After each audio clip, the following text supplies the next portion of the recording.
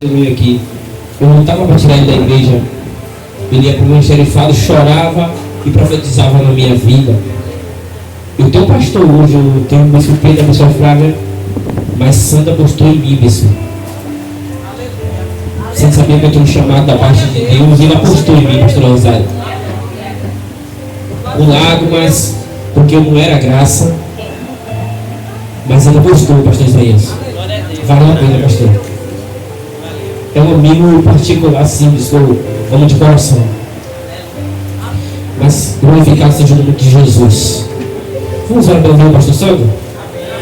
Mas eu queria que você orasse como fosse você com a responsabilidade dessa noite.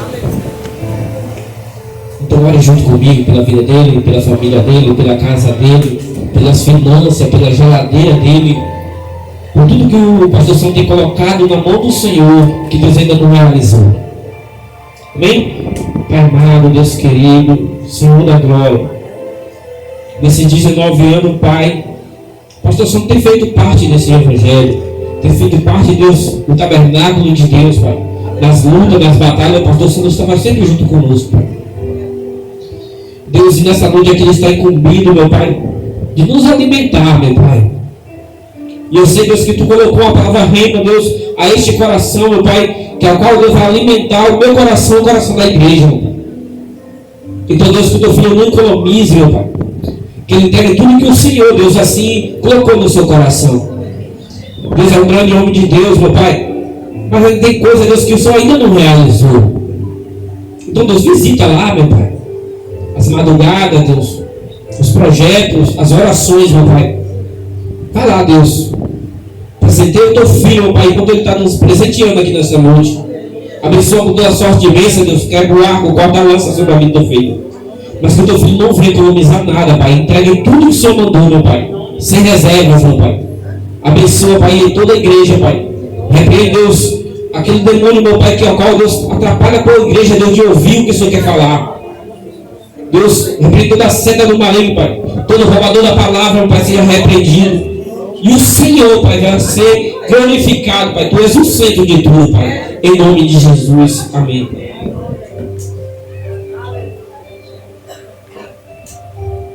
Aleluia. Glória a Deus. Cumprimento os irmãos com a paz do Senhor. Amém. Está fraco. Cumprimento o irmão com a paz do Senhor. Amém. Agora melhorou. Queridos, louva a Deus por estar aqui. De fato, é uma alegria no meu coração. Todas as vezes que eu recebo um convite, aí o pastor Isaías, a sua esposa Marileide me mandou, seria, eu acho que 17 do mês passado, eu acho que posso desse, mas eu estava já com uma viagem marcada, não pude, mas aprove a Deus que hoje eu pudesse estar aqui. E eu louvo a Deus pela vida do pastor Ailton. Tem coisas nessa vida que nos sustenta sempre. Tem coisas nessa vida que Jesus faz a gente viver, que é a maior honra que um servo do Senhor pode ter.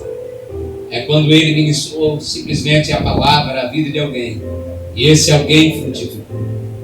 Isso é fantástico, você ter isso na sua trajetória. Louva a Deus, porque eu olho para a Bíblia Sagrada e percebo que ela é feita de ciclos.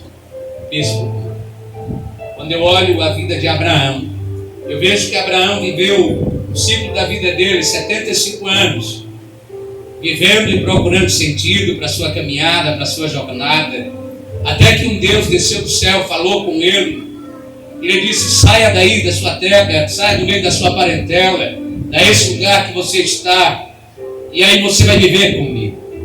Abraão creu e isso foi imputado por justiça. Ele viveu mais 50 anos de amizade com Deus. Ele se tornou um amigo de Deus. Deus lhe fez promessa, mas ele não servia a Deus pela promessa. Ele servia porque Deus o convidou a ele a viver por fé. Não é sobre a promessa. Eu sei que em um tempo onde nós ouvimos todo santo dia as pessoas dizendo: Deus tem uma promessa, Deus tem uma promessa. Servir a Ele vai além da promessa. Servir a Ele é você entender que Ele te chamou para ser amigo dEle. para caminhar com Ele e viver uma nova história. Eu, quando vejo a vida de Moisés, é feita de ciclo. Ele vive 40 anos no Egito. Ele vive 40 anos no deserto de Midian, para depois viver com mais 40 a história que Deus tem para a vida dele. Diga aleluia.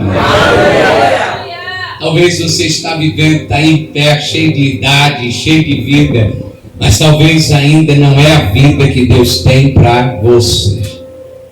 Pastor, como assim? Só está começando. Você pode ter 1, 2, 3, 4, 5, 6, 19 anos. Ainda faz parte de um ciclo. Tem mais de Deus para a sua vida. Levante a mão e diga: eu creio no Senhor. Tudo que o inimigo tenta fazer, eu vejo que por um tempo as pessoas dizem: porque o Satanás, o diabo, ele tem poder. Poder não, irmão, ele tem força. O que a Bíblia diz é que todo o poder, quer seja nos céus, quer seja na terra, é dado a Jesus Cristo. Quem tem poder é Ele. O diabo tem influência, ele tem força, ele manipula, ele é enganador. Essas coisas ele é mestre do engano. Mas poder mesmo quem tem é o teu Senhor, é o teu Senhor, é o teu Salvador Jesus Cristo. É Ele que tem poder. Amém? Então, queridos, 19 anos são ciclos. Eu vi aqui lindo, quarta geração. Eu particularmente, Flávio, quando eu olho essas crianças, a minha única oração é essa: que o Senhor conceda graças a ela para viver aqui e herdar a vida eterna. É o mesmo que eu desejo para você, que você viva aqui, porque esse é o propósito de vida. Não é que a gente devia viver no céu. Se fosse, nem aqui nós estávamos. O propósito dele para esse tempo, para esse dia chamado hoje, é que estejamos aqui agora, dentro desta congregação, dentro desta tenda, que eu amo quando eu chego aqui e vejo essa tenda. Porque eu conheço um pouco da história desta igreja, então eu fico cada dia mais feliz, porque Deus não se importa com o externo, Deus se importa com isso que está acontecendo nessa noite, essa festa maravilhosa que prega a salvação das almas. É isso que alegra o coração do Senhor. Então, 19 anos de vidas sendo tocadas, transformadas. Algumas estão aqui, outras já avançaram, ou talvez esteja em outro lugar, que eu espero que esteja bem. Esse é o desejo do coração de um pastor. Pelo menos quem entendeu o chamado, sabe que ele não tem domínio sobre o rebanho. Quem entendeu a vocação, sabe que ele não é dono do rebanho. Ele cuida, ele zela e espera que esse rebanho cresça, que esse rebanho avance. Então eu mesmo nesses anos, sabe, irmão, é 15 anos de pastor, então eu não fico choramingando quando alguém diz: eu vou caminhar, pastor, eu vou bater asa e voar. Eu sempre digo: eu espero que você esteja bem. Se não tiver, aí você pode contar conosco. Eu penso que a vida é assim, a vida é de trajetória. Só de eu saber que o pastor Ailton está bem, no meu coração, aonde quer que eu esteja, para mim é uma alegria maravilhosa saber que Jesus te resgatou anos atrás, transformou o teu viver, hoje te colocou de pé para ser um homem de Deus na casa dele. Isso é maravilhoso por demais. Maravilhoso por demais. Então, irmãos, eu sei que se vocês deixarem, eu vou até meia-noite. Eu não tenho problema com horários. Se tem alguém que tem problema, conversa com Jesus. É Ele que é dono do tempo. Ele que é dono do tempo. Eu vou falar para Jesus: ele não tem relógio, ele tem eternidade, nem diante da queixa. Não tem como dizer: Senhor, porque ele demorou, porque ele chegou, ele fez. Ele não é para o relógio, vai perder tempo. Vai perder tempo, irmão. Mas, irmãos, abra sua Bíblia, por favor. O Evangelho de Jesus Cristo, o qual escreveu Marcos. Glória a Deus e aleluia.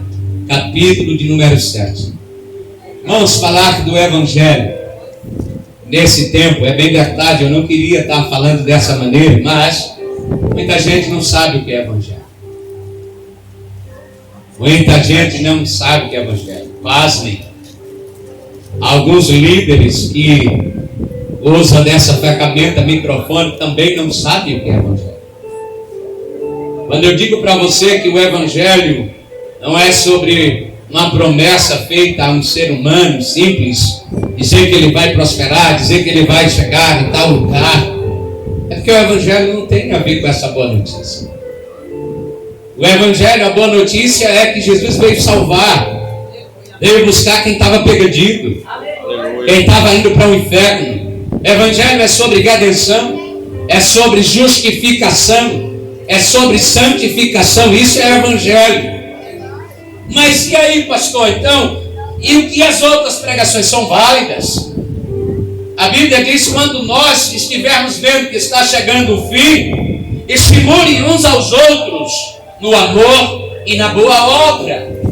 Você viu aqui falando sobre o fim dos tempos.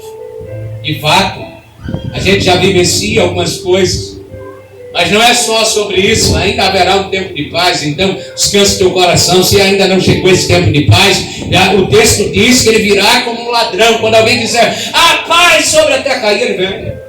É um dos indícios, mas a salvação não é sobre isso. Se você bater as caçuletas agora, se eu fechar as minhas pestanas agora, ou você está salvo ou não está. Salvação é para agora. É por isso que Jesus diz: a vida eterna, ela não vai acontecer. Ele disse: a vida eterna é esta, que creia naquele que me enviou, que creia nele, que creia que ele é o Salvador, o enviado de Deus para salvar a nossa vida e dar a vida eterna. Isso é ter a vida eterna. Eu não estou falando só de dizer eu creio, eu estou falando de que quem crê é conduzido, guiado, ensinado por ele e pela sua palavra. Então, irmãos, nessa noite eu quero trazer uma reflexão em textos, dois textos. Marcos capítulo 7, versículo 31 em diante, depois capítulo 8, versículo 22. Versículo 31 do capítulo 7 diz: de novo, se retirou das terras de Tiro e foi para Sidom até o mar da Galileia, através do território de Decápolis.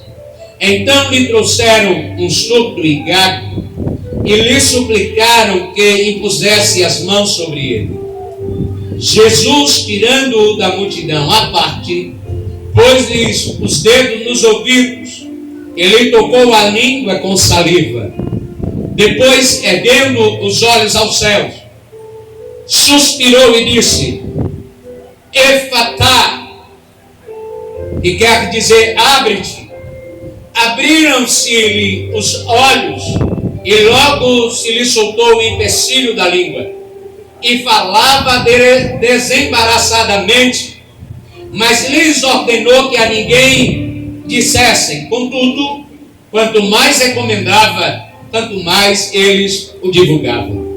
Maravilhavam-se sobremaneira, dizendo: tudo ele tem feito esplendidamente bem. Não somente faz ouvir os surdos, como falar os mudos. Capítulo 8, versículo 22. Então chegaram a Betsaida e lhe trouxeram um cego, rogando-lhe que o tocasse. Jesus, tomando o cego pela mão, levou-o para fora da aldeia e, aplicando-lhe saliva aos olhos e pondo-lhe as mãos, perguntou-lhe: vês alguma coisa? Este, recobrando a vista, respondeu: vejo os homens, porém como árvore os vejo andando. Então novamente lhe pôs as mãos nos olhos e ele, passando a ver claramente, ficou restabelecido e tudo distinguia de modo perfeito.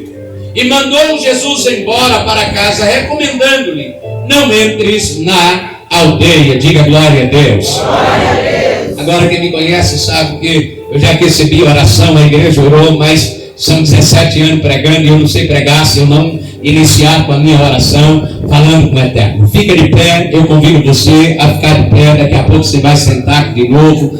Dê a mão à pessoa que está do seu lado aí, fecha aqui a faixa de Gaza, os corredores aqui, fecha aí, nós vamos orar. E irmãos, 3 princípios básicos da oração. É assim que eu prego, é assim que eu ministro. Primeiro, pelo menos, não é, pastor, eu tenho meu jeito de orar, eu tenho minha intimidade, tudo bem. Jesus deu um modelo, e eu vou falar. A primeira coisa que a gente deve fazer quando chega na presença dele é reconhecer quem ele é. Diga comigo, reconhecer quem Deus é. Por isso que Jesus disse, quando for orar, você diz Pai Nosso. Você reconhece quem ele é, Pai de todos, Criador de tudo, todas as coisas. É um modelo de oração. Aí Jesus vai continuar ensinando, e eu aprendo, e eu compartilho com a igreja. A segunda coisa que nós devemos fazer é reconhecer quem somos. Por isso é que Jesus diz, Pai Nosso que estás nos céus, santificado seja o teu nome. Não, o nome de Deus não precisa ser santo. Como assim? Deus nos ensina. Jesus está ensinando que quando eu for falar com Deus, a minha boca, os meus lábios, eu tenho que ser santificado para estar anunciando ele. É por isso que está escrito nos mandamentos, não tomai o nome do seu Deus em vão. Eu tenho que entender que é um nome santo, e reconhecendo isso, eu sei que eu preciso pedir perdão e se achegar a ele. A terceira coisa, aí eu peço. Aí depois que ele nos ensina isso, ele vai dizer, venha o teu reino sobre nós. Aí você começa a pedir, me dá o pão de cada dia, Senhor. É daí que você inicia a oração. Agora que a igreja já está instruída, eu faço uma pergunta, e você vai iniciar a oração comigo. Quem é Deus para você? Quem é ele na sua vida? Não é sobre o que ele faz somente, pois aquilo que ele faz revela quem ele é, e quem ele é revela o que ele faz. Então não é sobre isso, mas quem é ele no seu íntimo, na sua consciência, quem é Deus para você? Sabe, então agora feche seus olhos. Com os olhos abertos você só enxerga o natural, mas com os olhos fechados e os da fé abertos, você pode enxergar o teu Deus em um alto e sublime trono. Ele sentado olhando agora para esse ambiente. Os serafins dizendo santo, dizendo santo, dizendo santo, uns aos outros, e a terra se enchendo de glória. Ó Deus amado e querido, Tu és o Todo-Poderoso, Tu és aquele que é inigualável, Tu és incomparável, Tu és insubstituível, Tu és indispensável à vida humana. Nunca houve, nunca haverá Deus semelhante a Ti. Tu és único, ó Pai. Tu és o Criador dos céus e da terra. Tu és o Criador do mar e de tudo que neles há. O Senhor é o mesmo Deus de ontem, de hoje e de eternamente. Tu és o mesmo, ó Pai, que reina de eternidade a eternidade.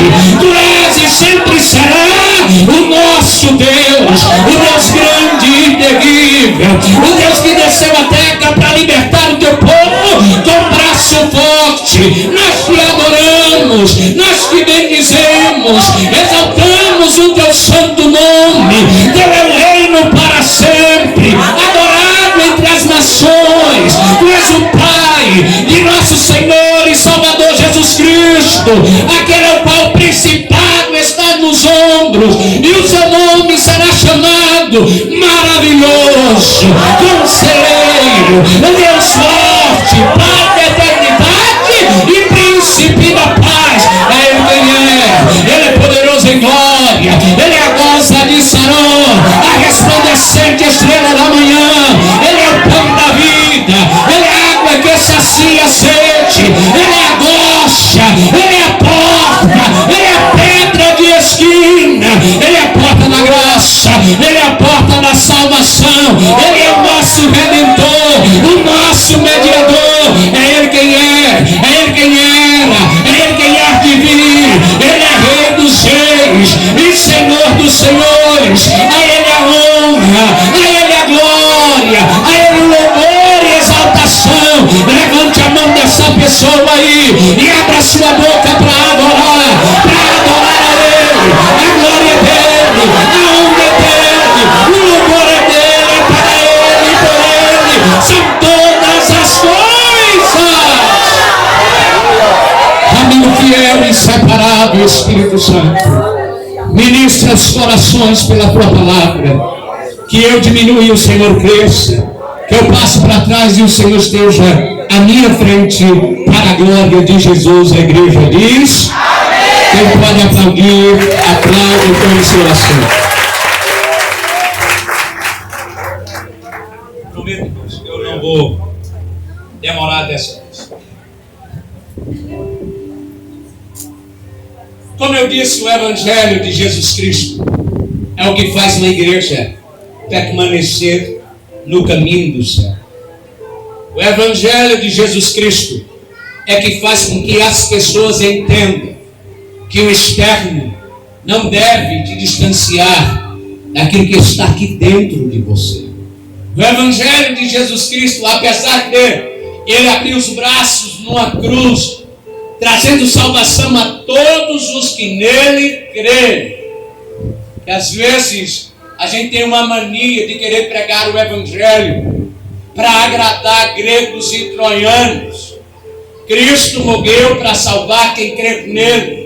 Quem não crê, ele próprio disse em si mesmo, está condenado. Não é sobre que ele tem que salvar a quem não quer compromisso com ele. Irmãos, vivemos em um tempo em que as pessoas têm medo, receio de pregar esse Evangelho, porque de fato a igreja, o templo pode ficar vazio.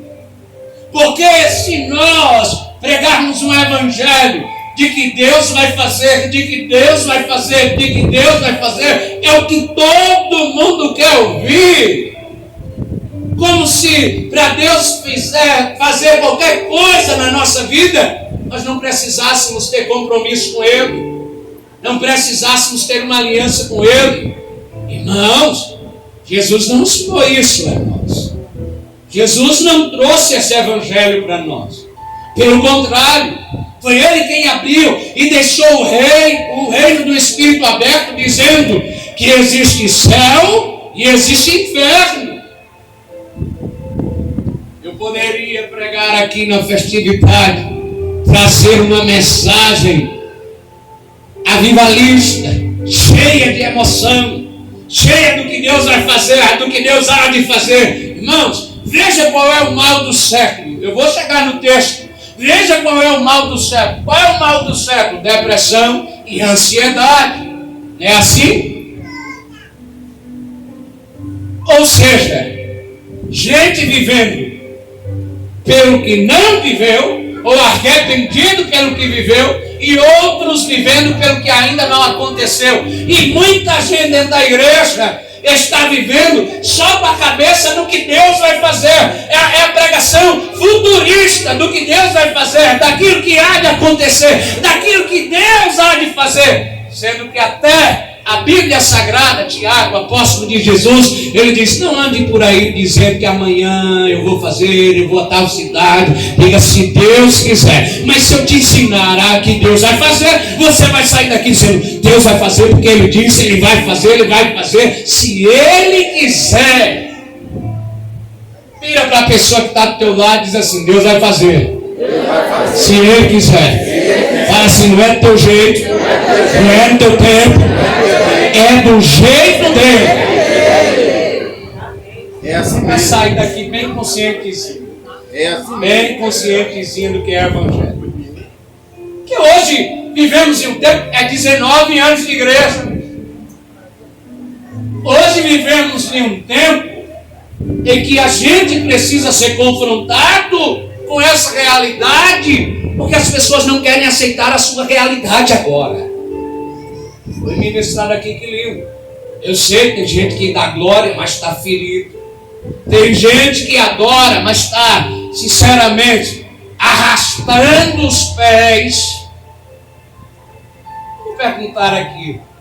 Vou voltar para o texto, no meio do texto eu pergunto. Jesus está ensinando os discípulos. Jesus está pregando o Evangelho. Jesus está doutrinando eles, mostrando como é que eles têm que viver aqui e herdar a salvação. Jesus não está dizendo: olha, me segue que eu vou sair. Quando eu partir, levo todo mundo. Pelo contrário, Ele está ensinando, dizendo, eu vou partir, vocês vão ficar para fazer a obra que o Pai determinou. Jesus ensina que Ele, apesar de me escolher e te escolher, de chamar a mim e a você neste tempo, não é para de imediato nos levar para o céu. É porque Ele olha para mim e para você e Ele vê utilidade no reino, utilidade na vida de alguém que precisa ser salvo. Jesus encontra, qual foi o primeiro homem? Me parece que os mesmos textos aí, se você prestou atenção, repete alguns fatos. O primeiro homem que Jesus encontra é um homem que ele é surdo e tem problema no falar, fala embolado, ninguém entende. Talvez isso aconteceu justamente por ele não escutar, porque nós sabemos que é assim que funciona. Quando uma pessoa não escuta direito, ela não vai falar direito, mesmo você que sabe falar. Tem tanta gente que não sabe falar direito, não sabe dialogar, não sabe conversar, porque não sabe ouvir. Glória a Deus. E eu não estou falando nem da voz divina. Ou só eu que sou assim?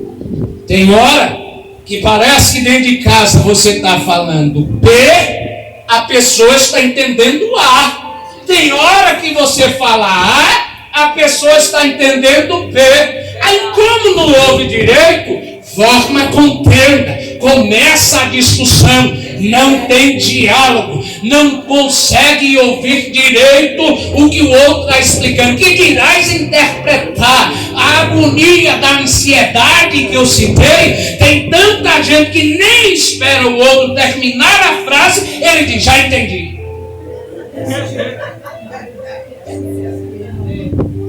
Está surdo ou não está? Porque às vezes, escute, o que Jesus opera no natural é para que o sobrenatural aconteça. O que ele opera, eu estou falando de sentidos aqui, humano. Escute bem, 2 textos, audição, fala e visão. Na minha vida e na sua vida, se nós quisermos viver o sobrenatural de Deus, precisamos escutar bem, falar bem e ver bem. Agora cabe você entender o que é que Deus está falando contigo. Todavia, o homem esteja pronto a ouvir e tardio no falar. Tem tanta gente que tem uma agonia desenfreada no falar, e quando fala, ninguém entende. Aí ela culpa todo mundo, menos ela que está errada, que não sabe se expressar, não sabe falar. Tem gente que, se você virar para ela agora e perguntar, vem cá, o que é que tu quer da tua vida mesmo? Fala para mim. Eu não sei. E por que reclama tanto se não sabe nem o que quer? Tem gente que, se Jesus chegar aqui agora e fazer que nem fez lá com os cegos Bartimeu, se Jesus perguntar o que queres que eu te faça, não sabe.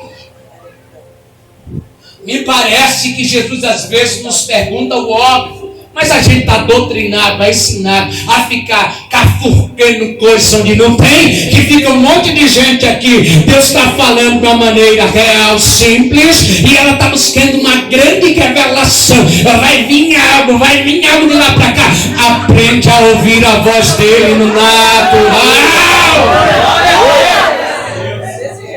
Vai vendo que Jesus pregou para que as pessoas ficassem buscando revelação. Jesus nunca pregou. Quando ele pregava algo simples, ele até dava uma repreensão nos discípulos. Ele dizia, peraí, nem vocês, eu estou falando um negóciozinho aqui e vocês não conseguem entender? Com discípulo é assim, não tem negócio de pegar manso não, porque tem gente que é tão melindroso que quando o pastor, quando o líder, quando o mestre chama no canto e diz, para Pare com esse negócio de não entendi, não ouvi, e aprenda a ouvir. Aí sai todo ferido, machucado. É porque não tem paciência comigo. Ô irmão, em nome de Jesus, 19 anos, você já devia ser um homem já formado, um adulto, e aprender a ouvir. Quem está entendendo da glória? Aí Jesus chama o camarada. Lembra que eu disse que não é do nosso jeito?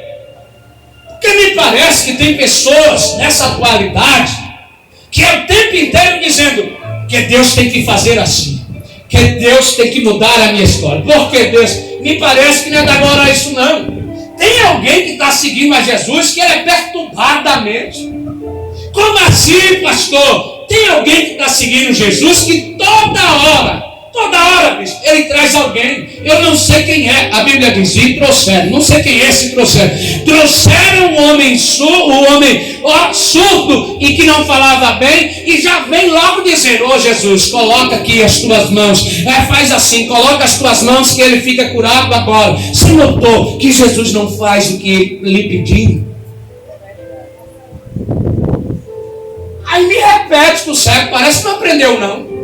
De novo, e lhe trouxeram. Tinha alguém que estava perturbando Jesus. E já vem do mesmo modo. Coloca a mão. Aí você está dando risada, né? Só que a gente faz diferente. A gente não diz para ele, coloca as mãos. Sabe como é que a gente diz? Por que o Senhor não converte meu marido esses anos todos? E a oração é direta. Por que o Senhor não faz assim?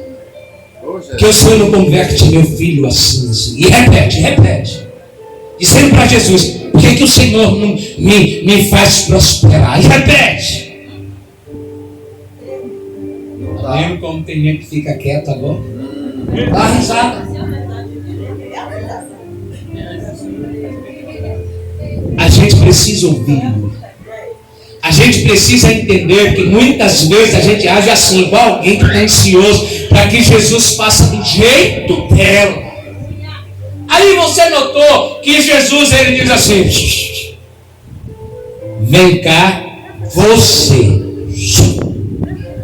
Tirou do meio da multidão e levou num lugar à parte. Oh glória, aleluia. Tem coisa não adianta. Você pode vir em templo pequeno, templo grande. Você pode estar no meio de 10, de 1000, de 3000, 10.000. Tem coisa que para ele fazer na tua vida é no particular, é na intimidade, é no secreto. Não adianta querer que seja diferente. Levanta a tua mão direita para cima. Jesus é poderoso em glória. Tem gente esperando que seja em meio aos holofotes, mas ele te puxou, te separou para o cantinho, que é para tratar da tua vida. Você vai ouvir bem, você vai falar bem e vai dar glória ao nome dele. Irmãos, às vezes a gente leva alguém a Jesus e a gente quer que seja no nosso tempo, quer que seja do nosso jeito, e é do dele. Ele pega, carrega o camarada. Eu fico pensando, aqueles que levaram, dizendo, vai levar para onde? Só era colocar a mão aqui. Mas antes do milagre, Jesus fez assim, ó, pegou na mão e disse, vem comigo, ô glória, caminha comigo, vem mais perto. Aí Jesus sai mandando mais cedo, levando ele, a multidão ficando para trás, e Jesus andando e sem ninguém vem atrás. Aqui é entre eu e ele. Tem momento na nossa vida que é assim. Quer viver milagre? Aprende a caminhar com ele em meio a multidões. Aprende a caminhar com ele, mesmo sem saber ouvir direito e falar direito. Caminhar com ele, vai ter vitória, vai ter transformação. É o que faz a diferença. Vira agora para teu irmão mais uma vez. Eu só prego assim, participação. Diz assim, ó, você pode até não estar ouvindo direito. Fala, pode até não estar falando direito, mas se ele te pegou na mão, vai aprender, vai ter milagre.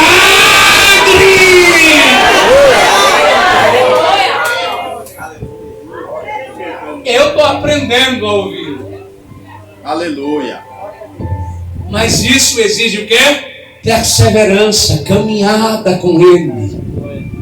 Exige isso. Quer chegar hoje, já quer saber mais que todo mundo, quer entender de tudo. Ô geraçãozinha terrível é essa, que contaminou a geração passada. Porque é um tal de gente que agora sabe tudo. Aí fica o povo de cabelo branco no Google, para cima e para baixo. Porque eu estava vendo, você viu? Isso aqui. Aí tem gente que não pode aparecer um caroço no corpo, que não é mais muriçoca, não. Sabe o que é isso? Não ouve direito, não fala direito, nem enxerga direito. Nossa, a visão. Lembra? Jesus fez o quê? Um negócio que eu também, se eu fosse naquela época, talvez eu não ligasse tanto, não sei. Mas não vem pra cá com essa nojeira, não. Você notou o que Jesus fez? 2 dedos. Colocou no ouvido do camarada. E depois, esse camarada, não sei se o ouvido dele estava sujo ou limpo, mas depois Jesus colocou a saliva e colocou na boca dele.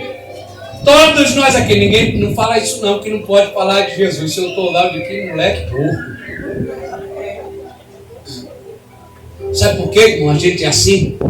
Porque tem alguns de nós que quando nós estamos precisando, nós somos humildes para entender o agir de Deus de toda maneira. Mas quando a gente não está tanto na necessidade, a gente começa a apontar e dizer, eu mesmo que não acredito nisso, eu mesmo que não acho que devia ser assim. Não precisa ser nada disso, porque não é você que está vivendo um tempo ruim. Quem está na prova e na luta, passa por qualquer humilhação para receber ajuda. Quantas mães têm que se humilhar às madrugada numa fila para esperar que alguém atenda ao filho dela? Quantas pessoas têm que passar por um processo? Irmão, a vida é assim, mas tem gente que não está recebendo o mesmo tratamento do céu e divino e não recebeu o milagre ainda, porque agora ele diz como tem que Jesus fazer. Se não aparecer alguém para fazer do meu jeito, eu não creio. Quanta gente já vem na igreja dizendo, eu não acredito naquele pastor, não sei para que um talento como esse, não sei para que isso e aquilo. Olha, não é sobre tu, não é sobre a tua vida, é sobre a direção que ele dá. E às vezes a gente não entende, mas é do jeito dele. Eu não sei ao certo o que é que ele queria ensinar. A gente pode tirar um excesso de informações desse texto, mas eu sei de uma coisa, em algo tão simples, ele deu vida e transformou a vida de alguém que aprendeu a ouvir e aprendeu a falar. Se essa saliva cair uma gotinha agora na minha boca e na tua, tu ia sair daqui poliglota, falando direitinho, as pessoas que entendendo, irmão, mas a agonia desenfreada. O texto diz, quando colocou a saliva na língua dele, ele falava desembaraçadamente, perfeito, as pessoas entendendo, dizendo, meu Deus, não sabia nem falar, né, era aquela voz chata, hoje é pregador do evangelho, aí só Jesus para fazer um negócio desse. Aleluia. E é manso. Você já notou? E é manso. Na hora que quando pegou o microfone para falar, eu digo, só Jesus a fazer um troço desse. Só ele. Mas isso é real, irmãos. Não é sobre a tonalidade da voz, não é sobre o tom, quem tem uma voz encorpada ou quem não tem. O falar do bem é não haver em nosso meio palavras tortas. Irmãos, você pode ser de boa família. Você sabe aquela coisa, são 19 anos, sabe aquele negócio, você entende que falar do bem te ajuda e ajuda outro. Falar do bem abre portas. Quem se comunica bem, ele vai se sair bem na vida. Esse é um ditado antigo de chacrinha. Não sou tão velho, mas sei. Quem não se comunica, é um bocado de velho com medo de falar. Aí a gente olha, mas só que você sabe que é assim. Quantas pessoas perdem um emprego porque não sabe se expressar, não sabe falar? Quantas pessoas perdem a paixão da vida dele porque não sabe falar? É porque quando vai falar, o outro já falou na frente, levou, tchau, obrigado. Quantas pessoas, irmãos, perdem casamentos, famílias se destroem? Não é o diabo. Não tem diálogo, não sabe conversar. Não para um para ouvir o outro. É Satanás, não é não. Aí, ó, esse falou, é o Satanás crente. Não sabia nem dessa.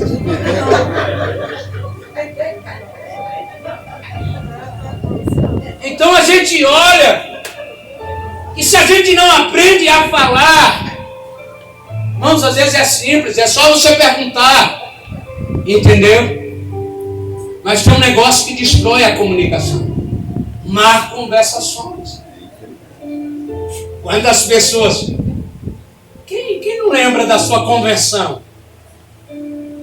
Todo mundo contra você dizendo: pra que toda hora tu está indo para a igreja? E você dizendo: não, eu vou buscar o Senhor, Ele me resgatou, aquele amor. Não, mas de tanto ouvir más conversações, alguns desses já dizem assim: não precisa, Deus conhece meu coração. Quem mais conhece é Ele, coração obstinado, coração duro, coração enganoso.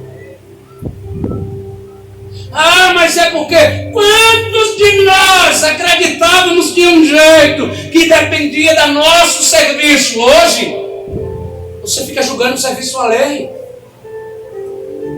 Não tinha ninguém fazendo, mas eu vou fazer porque Deus me chamou para isso, Deus me levantou para isso. Mas de tanto ouvir, aí tu mudou a tua fala, a tua conversa, começou a falar embaraçadamente, nem Deus consegue te entender mais. Lá atrás você dobrava o joelho e dizia: Pai, eu estou aqui independente de qualquer coisa. Quantas bocas, quantas vozes levantaram as suas mãos e disseram: te louvarei, não importa a circunstância.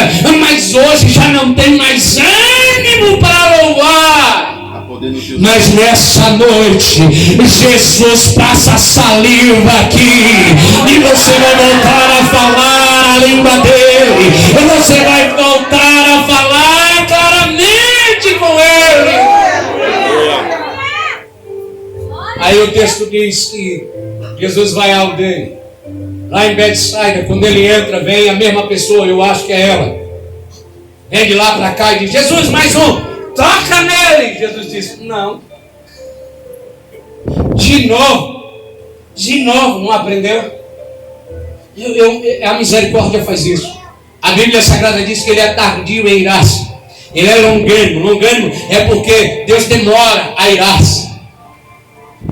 Às vezes a gente repete ele com a paciência, esperando a gente crescer, esperando a gente desenvolver, esperando a gente aprender. Aí alguém traz e diz: olha, toca nesse cego.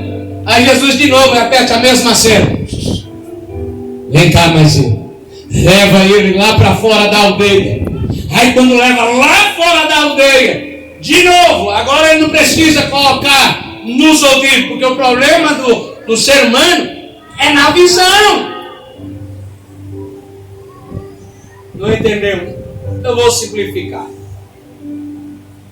A gente acha que Jesus tem que agir na vida do mesmo jeito que age na vida do outro. Não, irmão, cada um tem uma fraqueza, cada um tem um problema a ser resolvido, um desafio a ser enfrentado. O que ele faz na vida de um, não é obrigado a fazer na vida do outro. Tem gente que ele fala bem, ele ouve bem, mas não vê bem. Os discípulos saíram, capítulo 10 do mesmo evangelho aí de Marcos. Os discípulos saíram para pregar. Escute, pregaram, expulsaram demônios, curaram os enfermos, mas enxergaram errado e entenderam errado. Não ouviram o mestre direito. Aí quando eles chegaram lá, ele viu o quê? O texto diz que eles levaram uma reclamação a Jesus. Ó Jesus, passamos ali e vimos, olhamos, percebemos um homem que estava profetizando em teu nome. Ele nem anda conosco, nem está com a gente, nem judeu, não guarda as leis e está falando teu nome. Nós lhe proibimos. Tem gente que acha que o nível de intimidade que ele tem com Deus, ele pode ser juiz e legislador, ele pode dizer quem é crente, quem não é, quem vai para o céu e quem não vai. Por tudo isso porque ele vê com os olhos e julga. Tudo isso porque ele olha e diz, não, esse é de Deus, esse não é de Deus, irmão. A gente deve ter muita cautela, muita prudência. A gente não pode fazer o que Jesus não nos enviou a fazer. Ele não nos ensinou a sair por aí julgando A e B pelas suas vestes, pela maneira de servir a Deus. Tem gente que só porque o irmão é de outra congregação, ele não dá a paz do Senhor, ele não sauda. Irmão, eu conheço de gente que não gosta dos irmãos adventistas. Eu fico pensando, qual é o problema dos irmãos? Pastor, não fala um negócio desse não, é porque eles pregam o sábado. Ô irmão, se todo o pecado deles fosse o sábado, era melhor a gente orar e pedir a Jesus que tocasse no coração dele. O que adianta tu não guardar sábado, mas ter uma língua de trapo, um olhos julgador, uma pontada de dedo que Deus abomina? Glória a Deus. Eu vou repetir. Cuidado com o que os seus olhos veem e com o que você aponta, porque se tem algo que Deus abomina, é o apontar do dedo. Aí agora tem um bocado aí, pensa, eu falei mal daquele irmão, pede perdão logo. Tem gente que já falou mal de A e de B. Não, irmão, eu não estou falando de fatos, não é isso não. Seja inteligente, eu não estou falando de fatos. Eu não posso me abster da verdade porque vai ser um julgamento. Não, se eu olhei para aquele irmão ali, o sapato dele tem um cadastro, estava desamarrado, ele amarrou. Se eu olhei para ele e vi isso, foi isso que eu vi. Então, eu posso chegar ali na porta e falar? Posso. Eu posso falar naquela porta ali e dizer, o irmão lá na frente estava sentado, o cadastro dele está desamarrado, irmão. Está falando mal do irmão. Não, estou falando que eu vi. Agora, se eu chegar, não vi nada, dizer, olha, aquele irmão lá, ele desamarrou o sapato porque ele é da cabeça, ele devia ter olhado para o pé. Já aumentei, já falei mal, já fiz uma pontada de dedo, uma fofoca sem ao menos conhecê-lo. Aí você está falando o quê? Tem gente, irmão, que vai passar por mim, se eu estou com paletó e gravata, salda a paz do Senhor. Mas na hora que me vê de camiseta básica, de bermuda, meu Deus, será que o pastor Sandro ainda é crente? Já passou gente. Não, tem eu tenho que falar, Jesus, essas coisas. Tem um pastor lá nas minhas redondezas, não é lá de cá não, lá nas minhas redondezas, que ele é de um ministério lá e tal, aí ele, se ele vê eu passando assim, ele dá a paz do Senhor, mas se ele me vê, ele não fala não.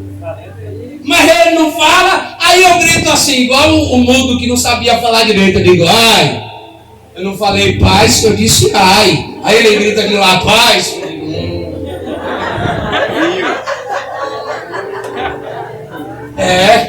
tem um que eu dou paz, tem outro que eu digo, ai, vai se ver com o Jeová. Porque a pessoa não pode, irmãos.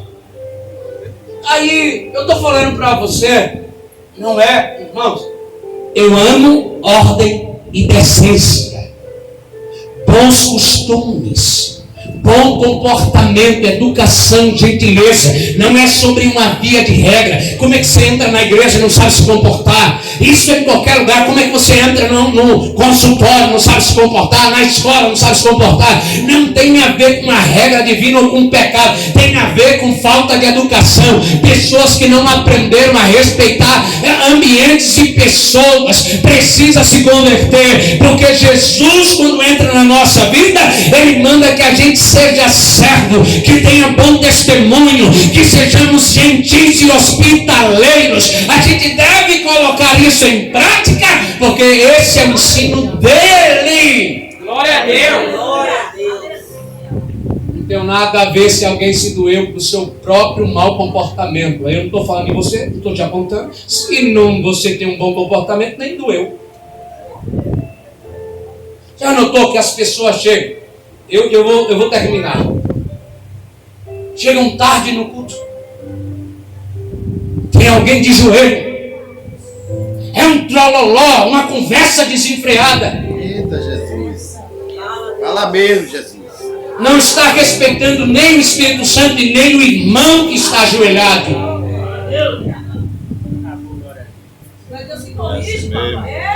Tem ouvido para escutar a voz do Espírito Santo com muita dificuldade, mas para ficar escutando a oração dos outros para depois dizer como é que a pessoa está, tem um bocado.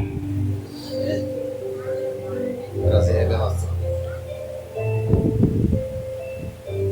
Irmãos, cresça em Cristo Jesus. Não é sobre mim, não é sobre a igreja, não é sobre o templo, é o que ele ensina. Talvez eles deixou esses sentidos que nós temos naturais para que o sobrenatural aconteça em nossa vida.